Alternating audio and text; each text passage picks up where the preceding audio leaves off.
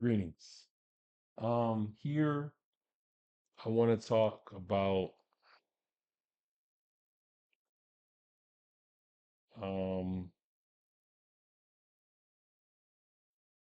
going back to your childhood. Going back to your childhood. Um, I know everybody has different childhoods, and I don't take that for granted, but I would hope, I would believe that we might have a happy moment, however small of a time or a glimpse. Some people may not. I have to think about how I would address those people who do not right now. But if you have a microcosm of a childhood that you can think that when were you happiest, I think that's a good indicator. Also, what were your dreams and your goals? I think if we think about when were you happiest when you were with your mother, riding around in the car, with your father, listening to music, playing music? Um, was it when you were with your siblings, your cousins, joking and playing? When were you happy? And I would say like an innocent happy. And I know some of it has to be with can you actually be honest with yourself? And then a self-awareness. And I'm not talking about before like what the world tell you were happy about, but what was just a simple joy. It could have been as simply as just eating some ice cream, cracking jokes.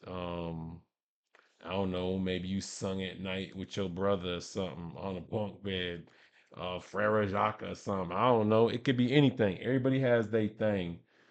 Um, what was your happiest moment? And also, what were your dreams and goals? What were your dreams and goals? What did you dream of? Did you want to travel space? Did you want to be a spaceman or whatever, space person?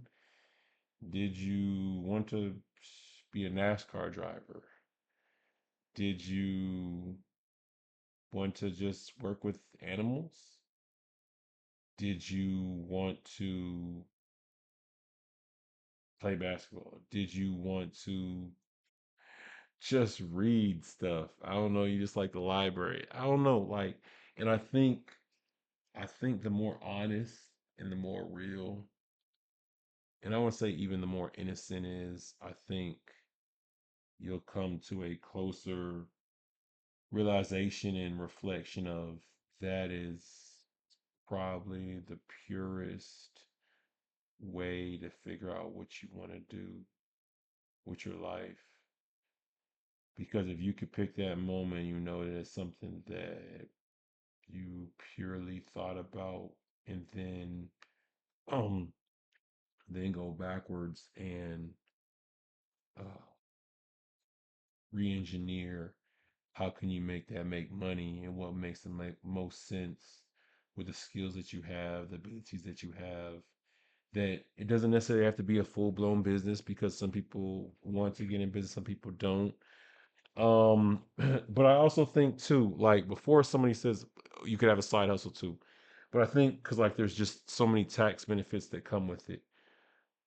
But I think it also depends on how well you structure it. Because if you are, when you're thinking about a business and you're creating it, if you're creating another job for yourself and it just takes too much work, maybe your business idea really wasn't that good of a business idea. If you're working 24/7 and you hate it, maybe it's not that good of an idea. maybe you don't have the information. And so, and I've seen people say, maybe you might be so turned off. I don't want to be an entrepreneur. I don't want my own business. I respect that, but there are benefits of establishing your own LLC, 1099, etc. That can offset some things business wise. But I think we have to look through it through a clear lens, unfoggy, not reddish, not rose colored, a clear lens. What is our most purest place we've been with it and stuff? Um, and then take that and apply what we need to work our way backwards to re-engineer it meeting with what our original goal and intention was. If you want to be like a scientist with how can you make it financially feasible for you, that makes sense within your gifts and abilities, so that you can do what you want to do, but you're not overworking yourself. I mean, because there are such things as lean businesses that operate purely online, or maybe you're not a person who wants to be online or whatnot, but you're thinking in a way, how can I do this and I'm not working myself? If you, because like there are tiers to business in that if it's physical, then you will always be limited to how much you could do because it's based purely off the energy that you can generate or others, which is limiting, which will limit the amount of money that you can make, even if it's a high ticket offer, even if it's 5,000 plus dollars for the cost of it. But whether it's low tier or high tier, low ticket or high ticket, but if it's something that it's not bound by time, and you can start off with a service business first, but if it's not bound by time and not bound by a physical product, then the growth of it is infinite. Can you get paid while you're sleeping doing it? Are you limited to the amount of people who could work it? And I would challenge us to all to create a barter system in it. Um, and if we approach it as such, then I see no reason why individuals can't accomplish that goal. Um, and then that's when the dreams and goals. So you had a dream when you're most happy, and then you have a goal, but you're lining up your goals. You're creating.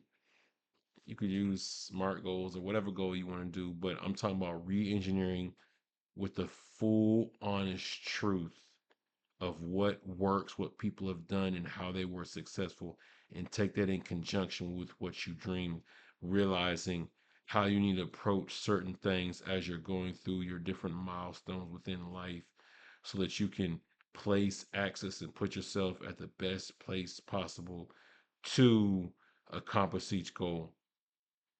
When you come out of high school or college, are you getting paid above a certain amount, even higher than that, even double that amount? And if you're strategic in how you do it, then I see no reason why you couldn't accomplish it.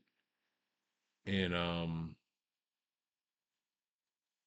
yeah, and I think that's just something to really take in consideration in your childhood. What were your hopes, your dreams, and your goals?